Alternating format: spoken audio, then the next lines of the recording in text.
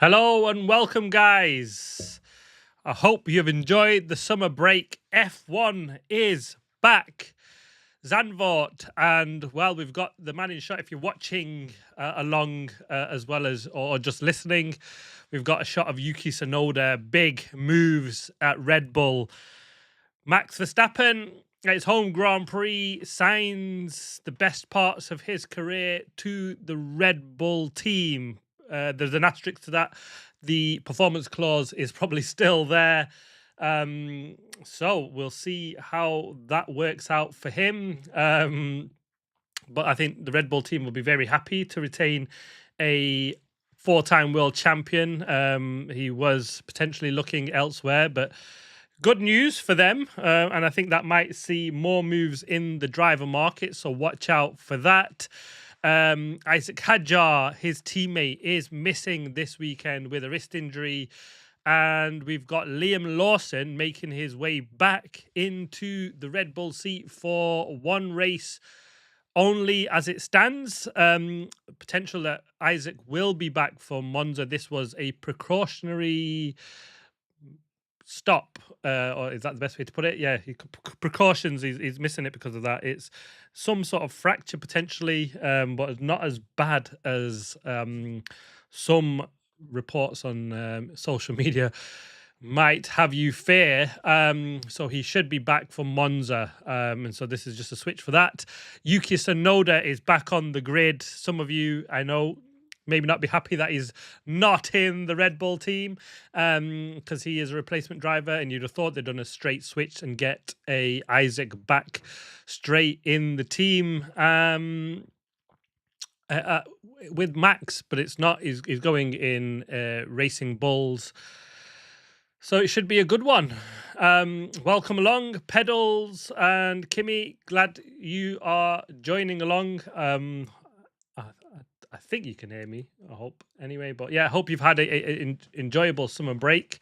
Go Yuki, absolutely. Really looking forward to him. Glad he's back, even if it's for one event only. Questions of, can he make this something permanent? Well, time will tell, won't it, really, on that front? You can hear me. Yes, that's good. I normally get some sort of like feedback through this, but I think because it's been the summer break, everything's a bit rusty at the moment. Trying to get in the swing of things. We had a good run of back-to-back Grand Prix, didn't we, before the break?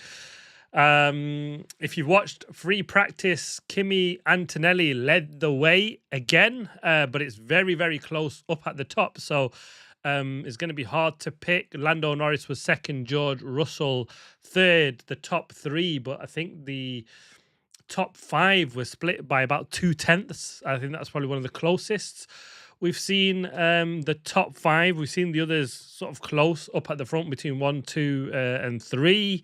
I think this is the first time we've seen it that close going back to P5, apart from potentially earlier in the season. So it should be a enjoyable qualifying session. Should have us on the edge of our seats.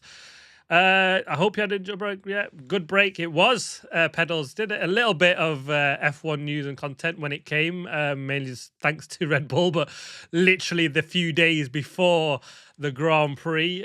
Hope you've enjoyed some of the stuff that I've stuck out and put out during the break, but it was a good break, just sort of pick things up and develop. I've got a new teleprompter, and I don't know if that's dead obvious because now I'm able to look at you guys through the lens and watch stuff or read stuff or whatever. So let me know if it's a better watching experience, if you actually watch along or just hear me along in your pocket with some headphones in. That's been completely fine as well. So we'll see how that potentially makes things better, trying to just improve things in and around the channel as well. Yeah, some ideas of things to just get better at, more consistent at. I think started doing that. Did a few more YouTube shorts. I know Kimmy's been commenting on them. Thank you, helping the engagement. But yeah, so there'll be some more shorts coming along, as well as just general other videos. We're moving along to try and just get some content that's not just F1 news related. So some of that will be coming along. Yeah, how professional.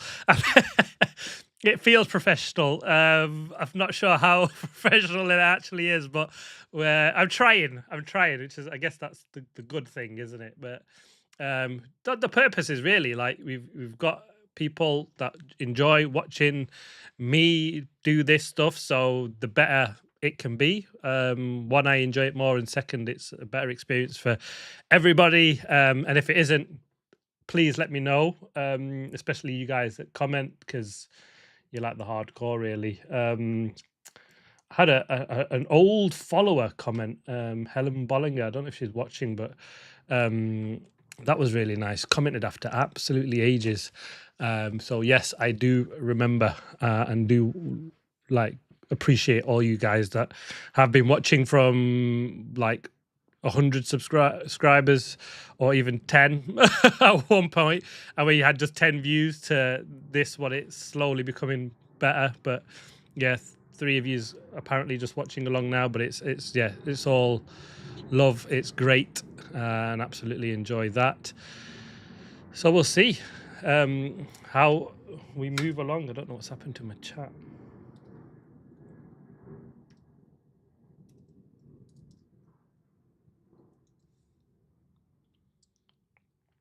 But yes, it should be an exciting sprint race. First time for Zandvoort, and it's the last time we're going to be here for the foreseeable future. I don't know if it's correct me if I'm wrong, but I don't think this is going to be an alternate Grand Prix. Is it that Spa and somewhere else where my brain's failed me now? Is it Spa and Barcelona that are alternating, or is that Spa and Madrid that are alternating? But Madrid's going to be new, so I don't imagine they'll be alternating, at least for the first 5 years. So yeah, this will be the last time for a while, I think, that we come back to Zandvoort. You're looking me right in the eyes. Yes, so it should be more, especially when I do the big thing was, especially for the shorts. If you watch the shorts, I'm sort of looking off to an angle where I'm watching the screen and then it's recording me off, so it's kind of weird. And also trying to record when the cameras, it's to the off to the left or to the right of me slightly, and it just throws things off. But hopefully it'll be better, better mic and stuff. So that's what the summer break has been about, really, just trying to improve things, refresh things. But yeah, hope you guys have enjoyed it. It's not really summer for you, is it, if Kimmy in Oz? But we are now 11 minutes into this session.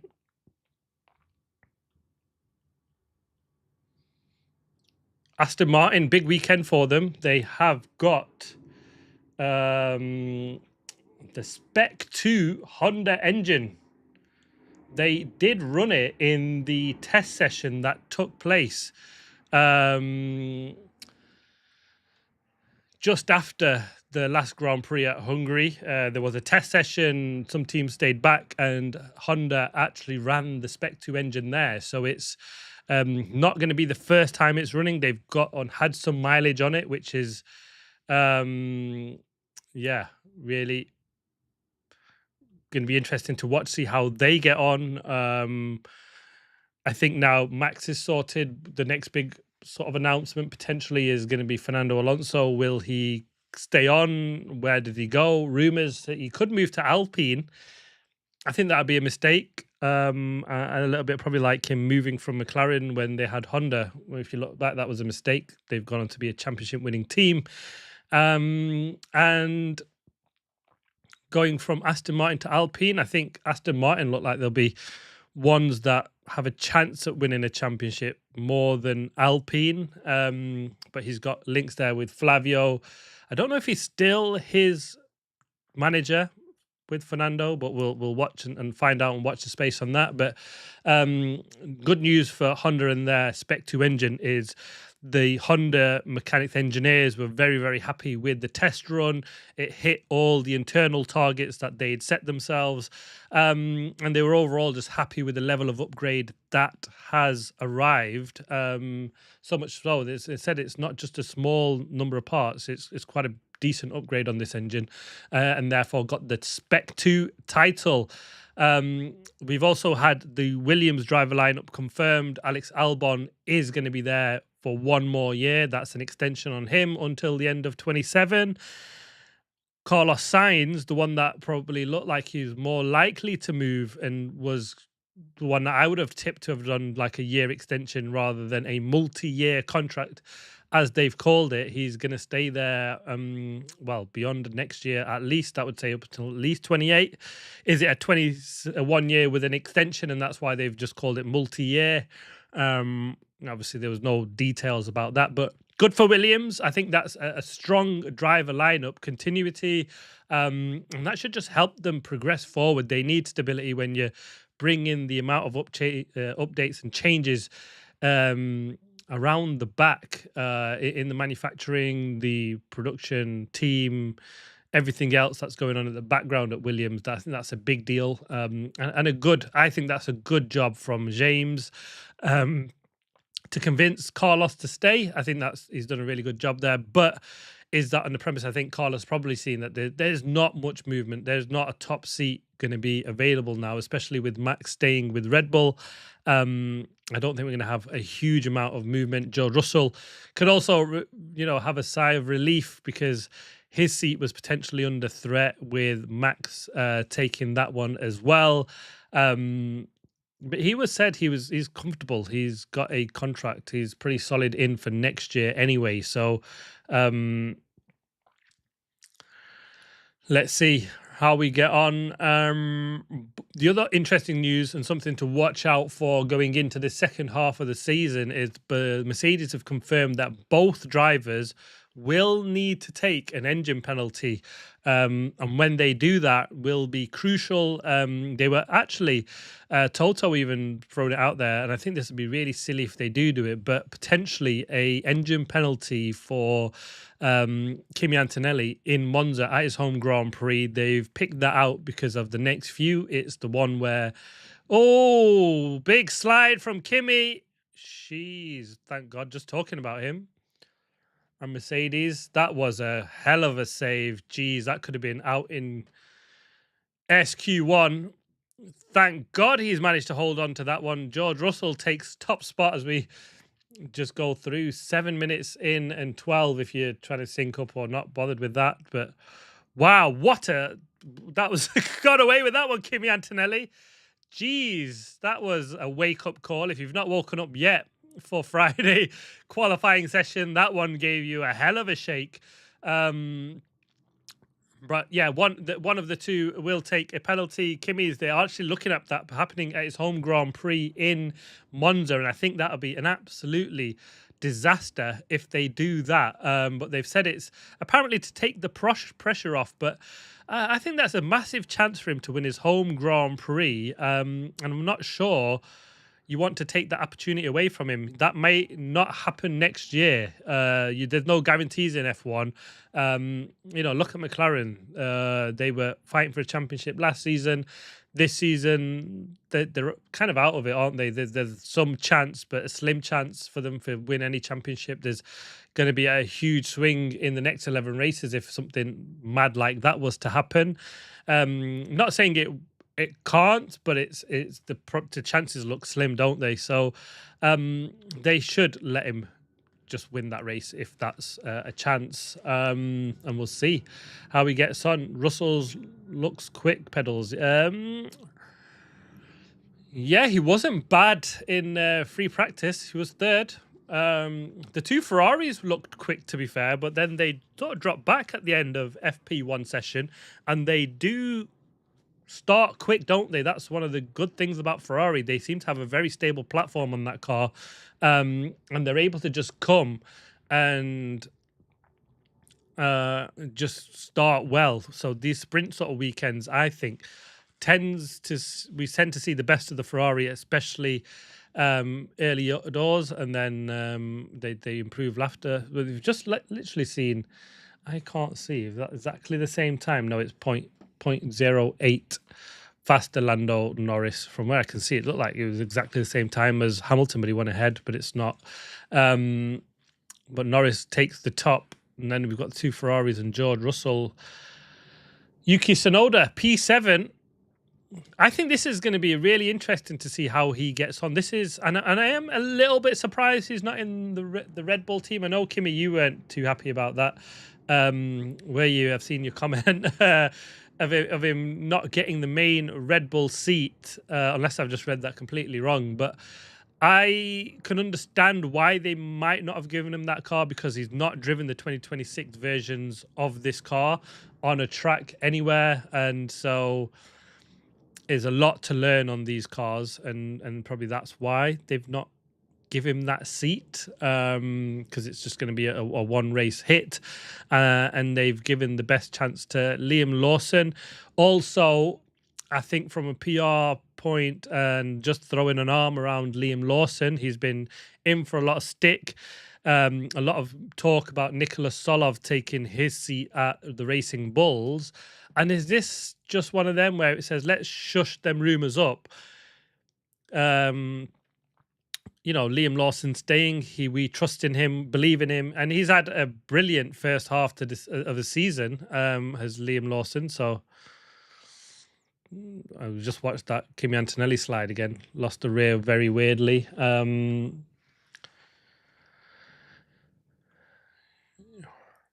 But the cars are new spec this year, so none of the drivers have driven these cars here. No, but I think I think the thing is that they've driven them somewhere at least, and I think that's why they will, and they've probably given it to Liam. But yeah, I agree. I don't see there's any harm in giving it to Yuki. I would have liked him to just come straight back in, and they could have seen what he's like in this car. In this version of a car against Max Verstappen. I don't think he got it. He got the ugly Red Bull, didn't he, to drive, the one that's everybody's really struggled with, apart from Max Verstappen. And I think it would have been nice when there's this opportunity to come along for Yuki to have that chance. And is it more that I think it was just a show to show that they've put an arm around Liam. We want you. And it bats off some of them rumours that have been sort of just adding that pressure on for Liam. And is it kind of an arm around him to say, look, welcome back. We still believe in you. And it's an all new team up at the top, senior management at Red Bull.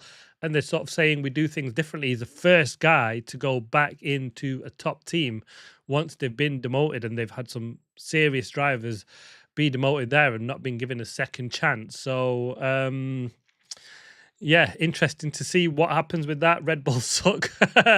Yeah, kind of I'd probably say I kind of agreed to that sentiment a little bit, or a lot at one point, but I've kind of grown to like them, oddly enough, which is weird. As a team, I was just never understood them, but let's look at the grid, and well, it's not looking well for the Aston Martins at the moment, is it?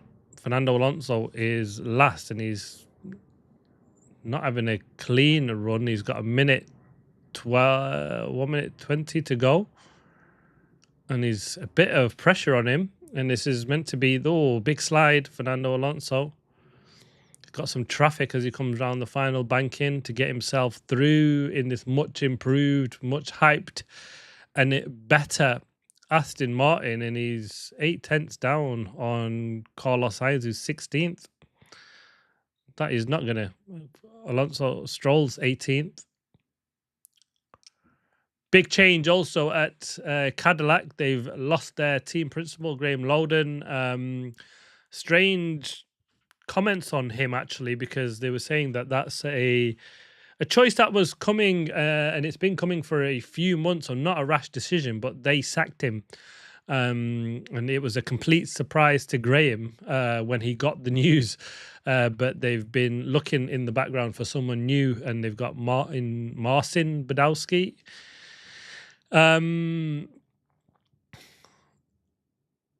And yeah, we'll see how he does and how he gets on. They're making a shift back to a fully US team, moving their base from Silverstone, the brand new building that they built there, and they're already moving back. They want to be a fully fledged full US team, so they're moving themselves out of F1 Valley and back to the States. So see if that works for them, but they're a little bit in turmoil. I've seen some people give Cadillac a lot of stick. I'm not sure about that. As we get to the end of SQ1, Carlos Sainz doesn't make it through. It's Sergio Perez, Fernando Alonso, Bottas, Stroll, and Williams. The same six. Oh, we've got Behrman. Ollie Behrman is out as well. That is the six, yes, as it stands. Perez has got another lap. Let's see what he can do. He's 8/10 down on Franco. Yeah, that's not happening, is it? But wow. Fernando Alonso, 3 seconds off pole position. It's almost a step back a little bit from where they were in Hungary, although Stroll is 2.3 back. But it's hard to judge. New engine, you've only had one practice session. Am I being a little bit harsh? Possibly. But it's still a bit bad, isn't it? You've with all this upgrade, all this talk, new engine, and the first time where you can actually push it, you're last with Fernando, out qualified. A bit of a shame. Carlos Sainz as well, new commitment to Williams, but he's only 2/10 off, or 10th and a half off Alex Albon, and he's out P18. Red Bull. So since Hornergate, they are weird. Hornergate. I've kind of liked them more since Horner. I don't know if it's just that fact that it was Christian Horner and I couldn't stand them. I kind of like McKees more than I thought I did. But they've not gone to the fun Red Bull that they were when they joined. They've gone to sort of the weird corporate Red Bull, which is odd. That's what you're referring to. Yeah, I agree with that oddness of what are they now in that sense. What's their identity? Because for Red Bull, it's always been a bit mad, crazy, loud. Their extreme sports stuff is what they're big at. We've got a replay of Lewis doing something. Traffic from a Red Bull. Oh, someone's holding me up. Will that be a penalty? Potentially. Might be investigated afterwards. It was a Red Bull. I'm not sure which of the two it is. I like Laura team. He's great. Yep. Yeah, I really like Laura McKees. He just comes out as a really nice guy, doesn't he? He was an ex-Ferrari man. I don't know if that helps me like him a little bit more anyway. What is what it is.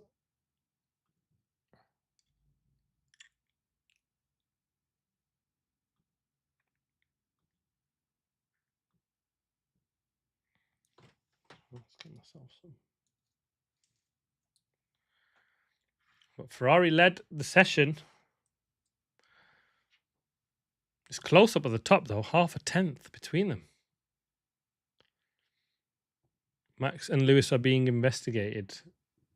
I've missed that. Somewhere.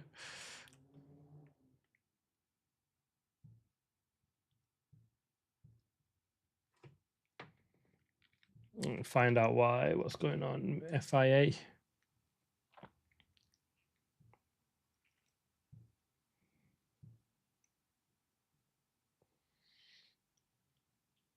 Can't see any reason why they're being investigated. Is that impeding turn 6?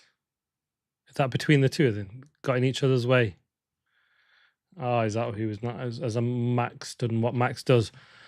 Lewis has got in his way, and so he got in Lewis's way. Normally the way them two work. If it's that, then I think they should just say naughty, naughty, no more, please, and that should be the end of it, shouldn't it? Really.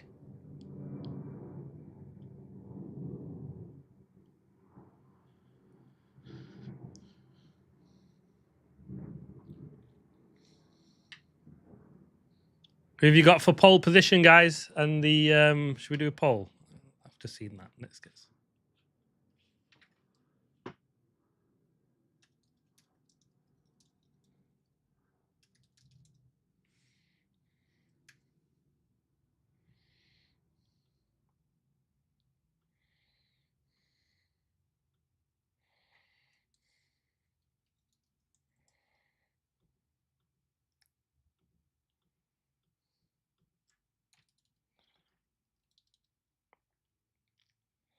I'm going for Leclerc pedals for pole.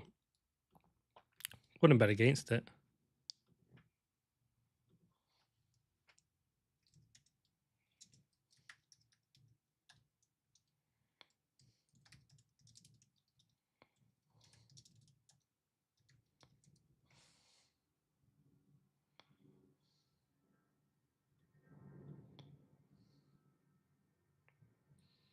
Leclerc, Norris, Antonelli.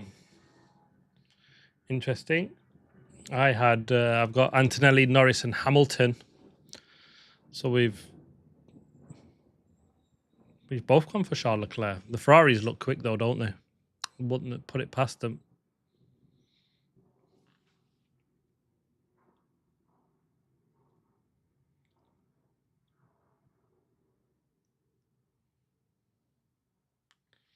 Lawson was ahead of Max Verstappen in that session. That's a good lap from him.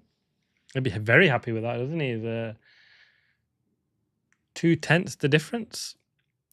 If he out qualifies Max, I think what will that do for his confidence? That'd be massive. Even if he just does it in one session, to go in and do that straight off, huge, I think.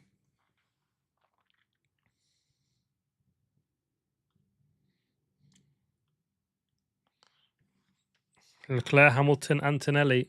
We've got you both gone for Leclerc and Antonelli third. Just a switch of Norris and Hamilton, and I've got Antonelli, Norris, Hamilton from my predictions. Let's see. Mercedes were a little bit scruffy in that session, weren't they? Not great.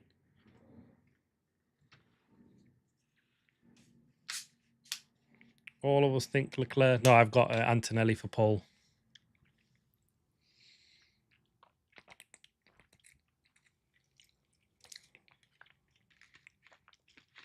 I'm just expecting Antonelli to pick up where he left off.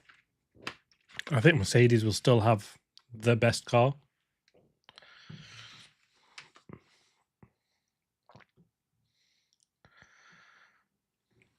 SQ2 underway. This is where it picks up now.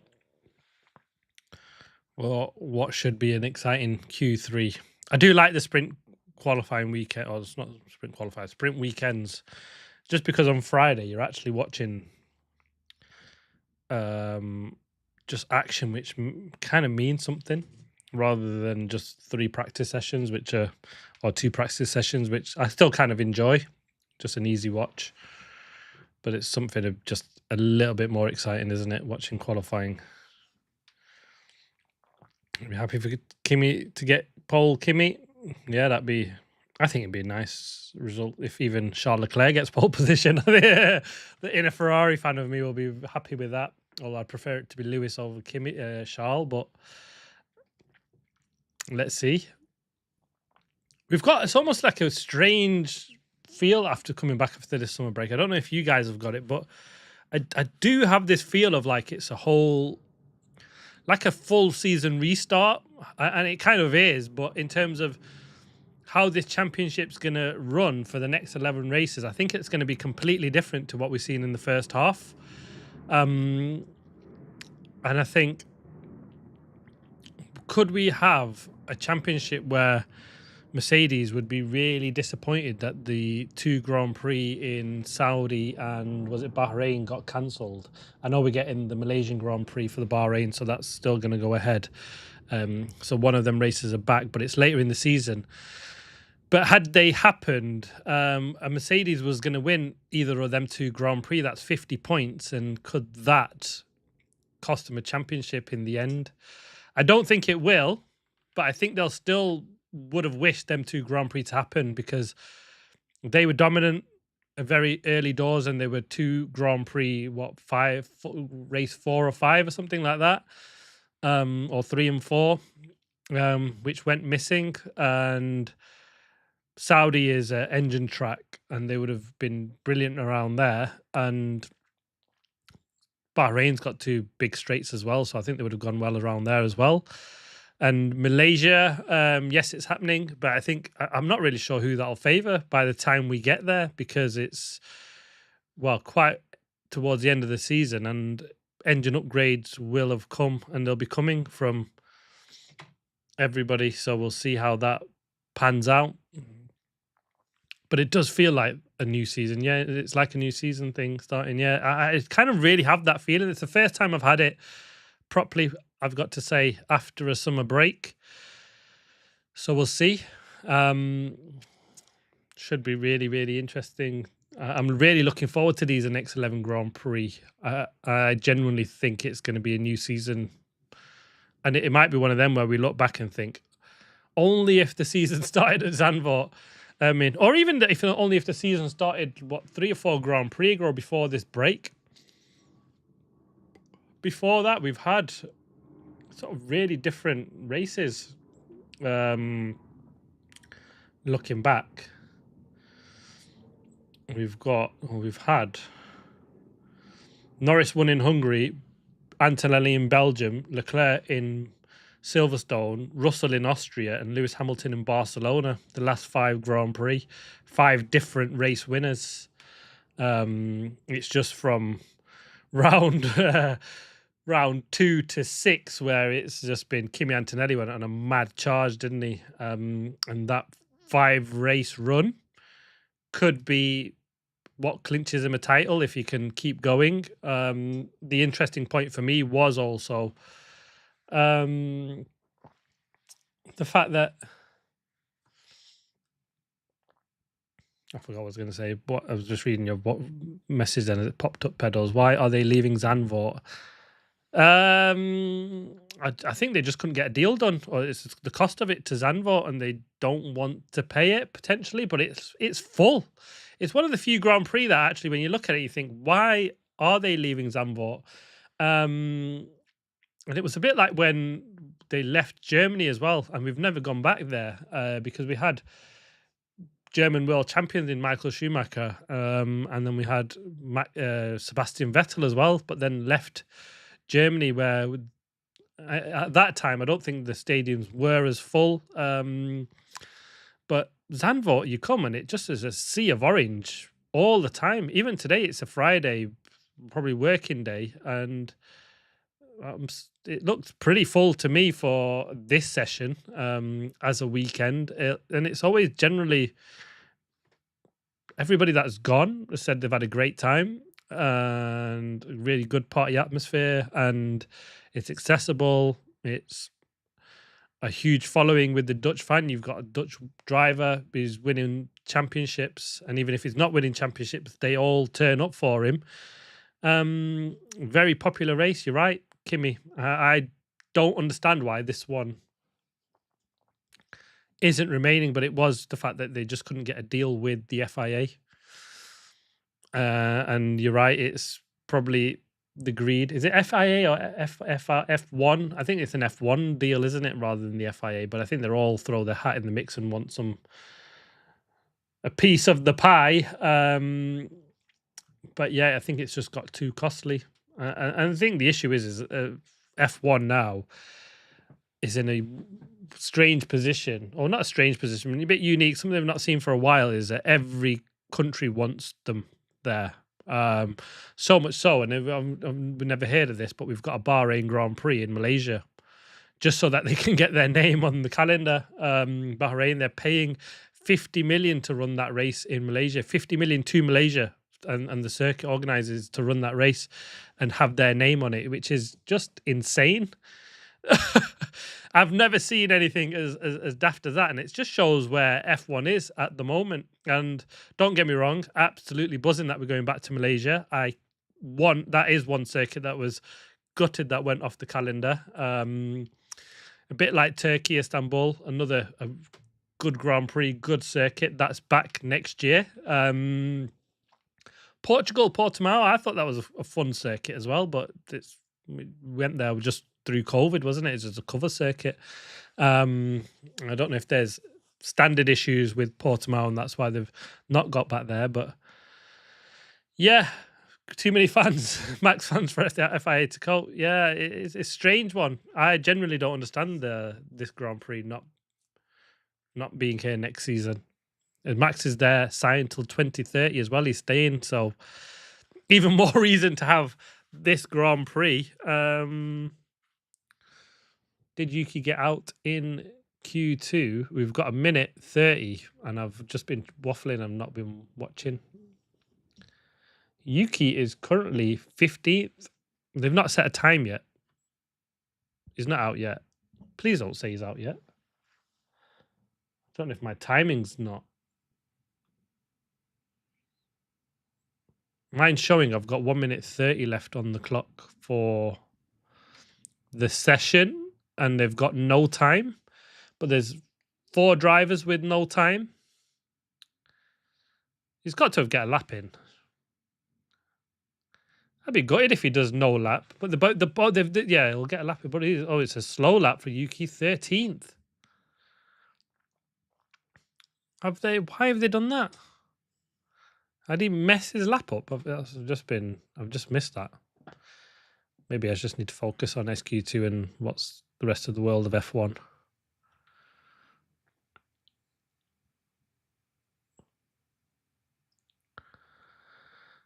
Piastri, Norris taking to the top.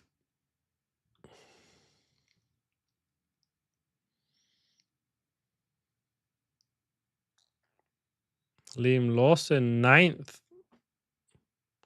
He's in the danger zone, isn't he?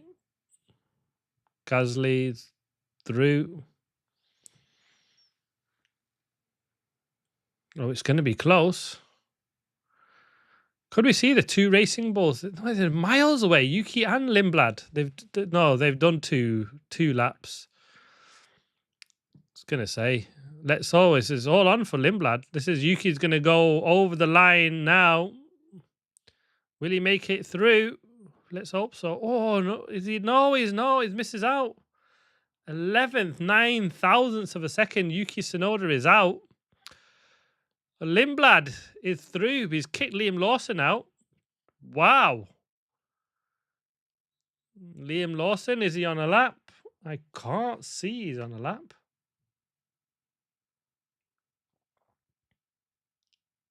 Will Lawson make it?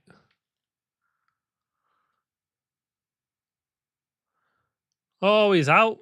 Liam Lawson. Oh, that is a bit of a shame, that. I mean, it's a struggle. He's not miles behind, actually. Max is 7.5 tenths down, and Lawson was 1.1 back, 3.5 tenths. I don't think he can be too disappointed with that, considering it's the first time he's jumped into this car. Heads up, probably disappointed, though, he's not into Q3, or SQ3, should we say. He's got another shot tomorrow. I have no idea what happened in Q2. Yeah, it just didn't make that jump, did he? Very close. I mean, I think that shows a good job that Lawson, Yuki's done as well, isn't he? 0.9 behind Liam Lawson. 9 thousandths, you're right. Kimi, Yuki's done a job there. That I think he can be even prouder. But saying that, there's not much between Max and Lindblad, is there? Is 14 thousandths of a second between Arvid Lindblad and Max Verstappen and their timings, and 9 thousandths between Yuki Tsunoda and Liam Lawson.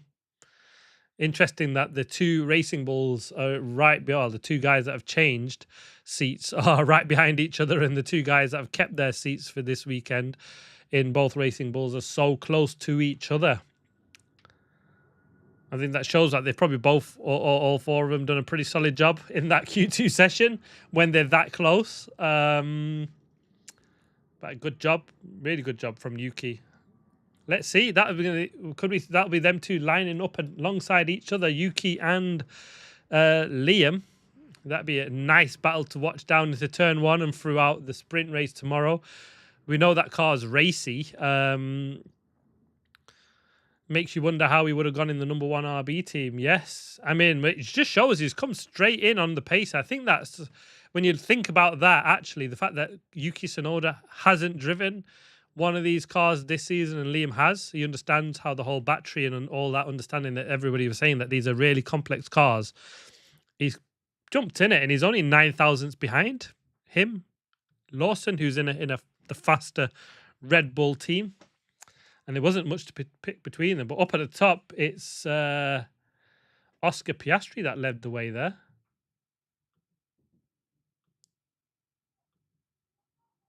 I can't, for some reason, my lap time's gone. I can't see what the lap times are for some reason on my... a 12.0 from Oscar. He was a 10th and a half faster than Norris. That's a nice change up at the top. He's no rookie. Yep, Yuki is no rookie. He's a pretty solid, experienced driver, but we've seen even experienced drivers struggle in these cars to understand them and get to grips with them. Charles Leclerc, for one, who's third place, I was just going to talk about. He struggled, hasn't he, to get himself on top of these cars. It took him a few races. Same with just quite a few experienced drivers. George Russell seemed to have struggled with these versions of cars. So Yuki, I think he can be massively happy with it. It's a really, really good job from him. I think that just shows even more, doesn't it? Charles Leclerc third, Russell fourth, and Lewis Hamilton fifth place. Oh, come on, boys. Well done. Lindblad, very happy with his lap. Antonelli, Gasly, back. That's a good lap from Pierre Gasly in the Alpine. Are they back to best of the rest? They were kicked out of the top 10, weren't they, by the Audis and the two Racing Bulls. But Gasly's back. He can be very happy with his lap. P7. He's 7 tenths nearly faster than Franco Colapinto. That's an interesting one. We've got the Alpine management director on. Let's see what they say. First time they've got into Q3 since Monaco, he's saying. I'm very happy. Upgrades on Pierre's car. Maybe that's why I'm being a bit too harsh on Franco. Again, only upgrades on one car in the Alpine, and they've given it to Gasly over Colapinto. Understandable, that one.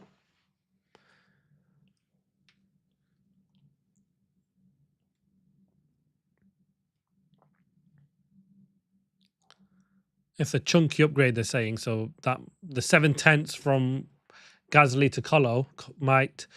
It's probably not all aero, but he said it's a chunky upgrade, the Alpine managing director, as he's talking. It shows, doesn't it? I think that's a really, really good lap. You can be super happy with it. Even still. And then Max Verstappen, Lindblad, and Bortoleto picking up where he left off, back in the top 10. That's a nice result, that. He's one driver that, for some reason, I have no affiliation with him. So I even watched him coming through to F1, but seeing him here, I kind of root for him. I want him to do well. Not that there's a rookie that you kind of hate, but he's one that you tend to like. Franco, I kind of have liked, but he's got a strange fan following, hasn't he, Franco Colapinto? They're very... If you want to stay on the wrong side of them, I might get death threats through if you say something bad about Franco Colapinto, don't they? But they go after anybody that's criticizes him, is that other drivers or whatever, with pretty mental fans he's got. So Lindblad seems cool. Yeah, some of these rookies I think, just been really impressive of the way that they've just rocked up and how good they are. The level now is incredible, and it's nice to see new names come through, and they're staking a strong claim at not just having that sort of one-hit wonder seat. We've talked about other drivers come in and they've not really shone. I mentioned Nikita Mazepin as one. There's just so many names you can remember as rookies that came into Formula One, but just never really shone. I don't know if it's now because we've got a good group of rookies. If you look back now, I mean, even the like of Ollie Berman, it feels like he's been there forever, but it's his second season. He had a bit part start with a couple of Grand Prix with Ferrari, and it just feels like he's been there since forever, but he's still relatively new. Oscar Piastri, the man in shot, another one. Feel like he's been there an absolute age. He's not. He's still a really, really young driver, learning, but learned so fast and had a brilliant season last season that he's sort of on championship winning level. Oscar is my world champion in a lot of eyes. I just think, just gutted he had 5 crap races last season. Still, the pain is still there for Oscar. But yeah, it just shows the level they've come in, and I think they've done really, really well.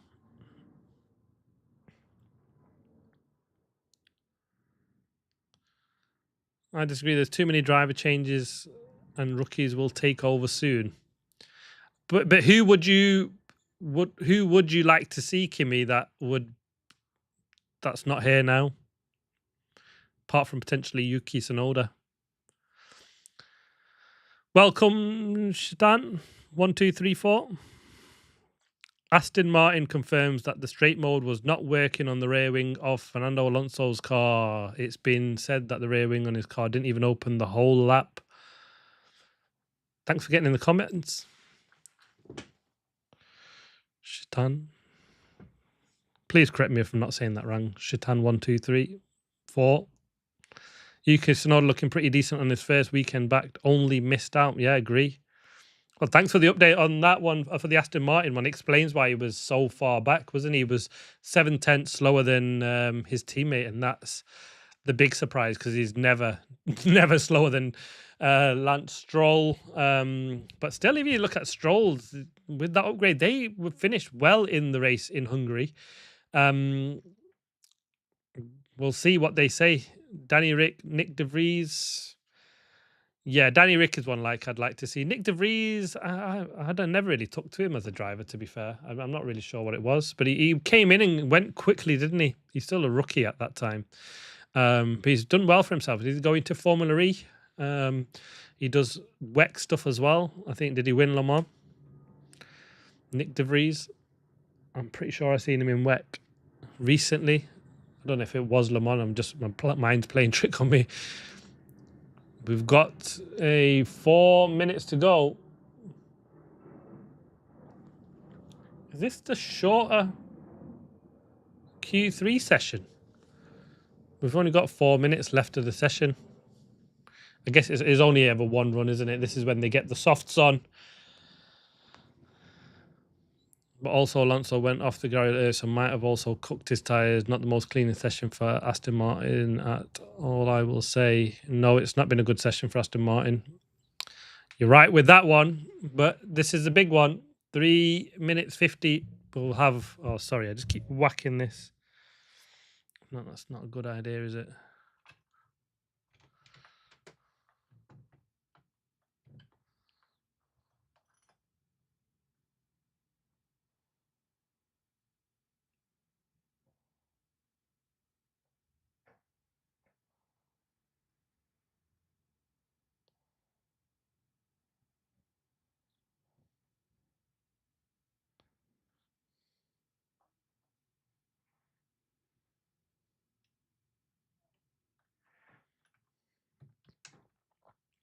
Let's see the track map. Who's coming around first?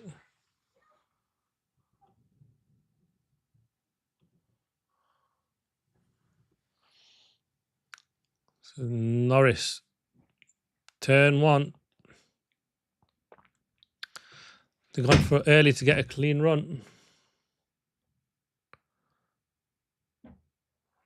Nice banked corner. Love that corner. It looks so spectacular on screen. Oh, that looks like a warm-up lap, this, from Norris, the way he was moving around. But he's the fastest.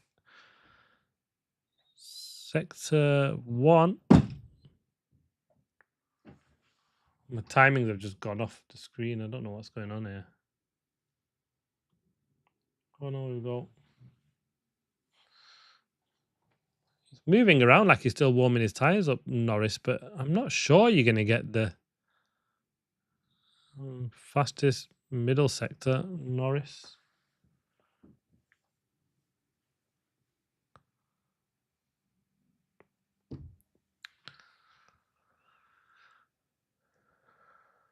So far, the crappy 2026 season continues for Aston Martin. It does, doesn't it? A lot of hope this weekend.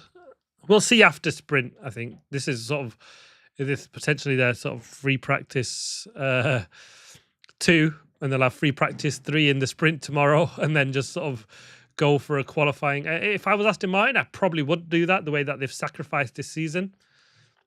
You give it a go in qualifying, but treat it as a free practice, wouldn't you, if you were them? Especially the sprint. Norris 24-6. Nice.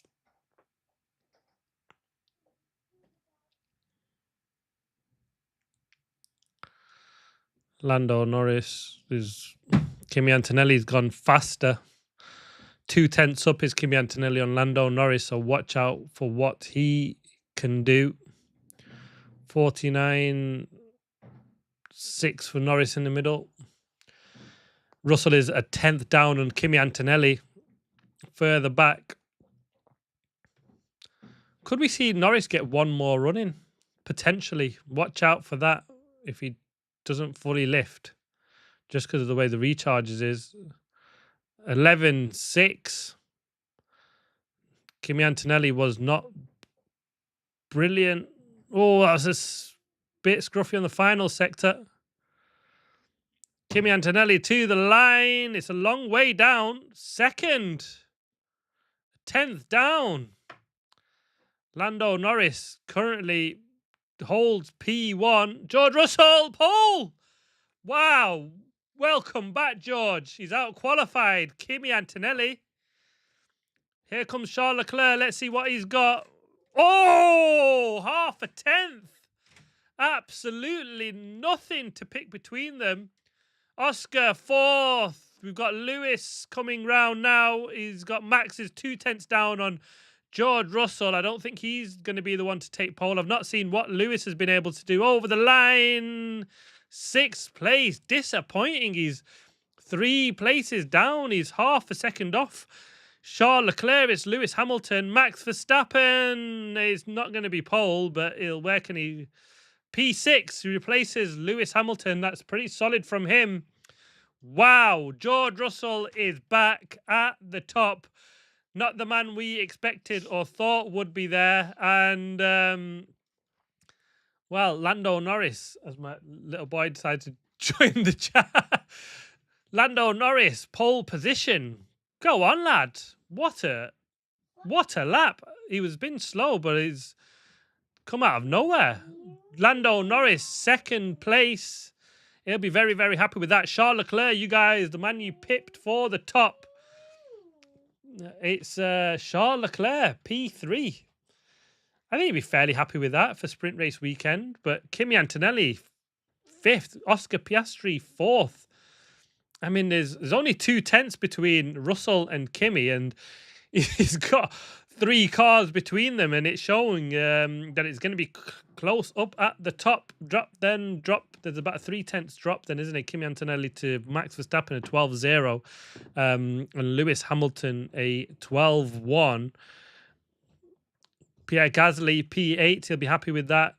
Gabi Bortoletto, P9. I think he'll be happy with that. And Lindblad, last or 10th in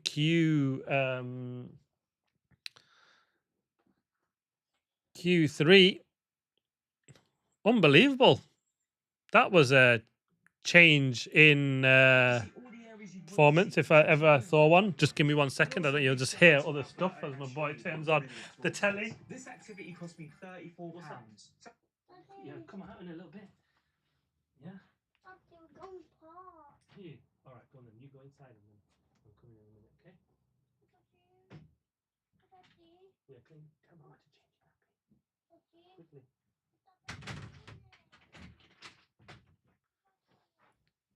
Sorry about that. What a job.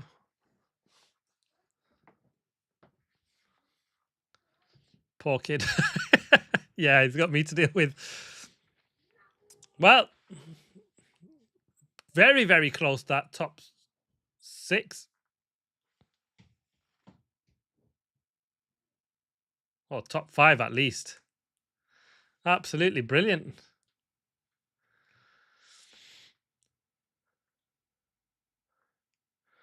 That's an interesting no TV fame. Not now, no pedals. You'd hear someone else in the background. That's a new one for the watch-along. Getting the kids involved.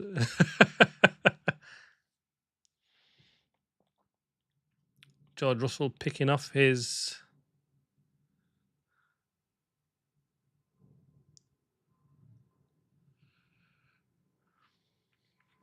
Got some interesting trainee. Oh, tell me about it. Kids these days, proper on the YouTube stuff. They taught YouTube. Teach me a thing or two as well. But there we have it. I hope you enjoyed the watch along. That is sprint qualifying done. If you enjoyed it, please hit the like. It will help massively. If you're new, please subscribe. Thank you for everybody joining, commenting along. We've got George. Let's see what he's got to say. Great to be back here after the break, he's saying.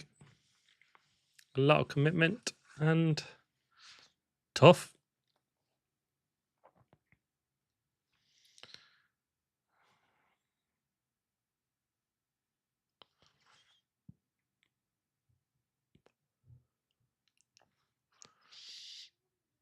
It felt like a very good lap for him. With one shot at the tyre. We said it just all came together nicely. Very happy to be back there. McLaren and Ferrari look quick. It does in the hand of Charles Leclerc. It's very, very close behind, isn't it? He did a 11.567, an 11.608, and an 11.622. I mean, it's absolutely nothing. I mean, even behind that Oscar, 11.666. They'll all look at that laps and think that was easily pole position for any of them 4. Kimio's on 11.794. I mean, he's 2/10 back. So he's probably got more work to be looking at, probably a slightly more scruffy lap, but any of the 4 before him was a little later on the brakes at an earlier squeeze. And they would have been on pole position. This is actually really good for us because we've got 3 cars or 4 cars or 4 drivers, 3 different cars that could have all been on pole position, which is a great way to start back for the second half of the season. Thank you for coming along. Thank you, Kimmy Phoenix. See you tomorrow. Yes, please. I'll be here for the sprint race watch along, 11 a.m. UK time, or whatever that is, you guys. I'll be on about 10 minutes before, 10, 15 minutes before. And another quali tomorrow. Yes, we always get a very different quali, don't we? In I find after the sprint, and I think that's what's been really good about these sprint weekends recently. When they first started, it wasn't quite like that, but I've just noticed it more and more as trend that the second qualifying is generally very different to what we get today on the Friday. So. Yeah, lots of learning for a lot of guys tomorrow. Aston Martin, they'll be scratching their heads. Gasly back in the top 10, top 8, best of the rest. I think he'll be super happy with his performance.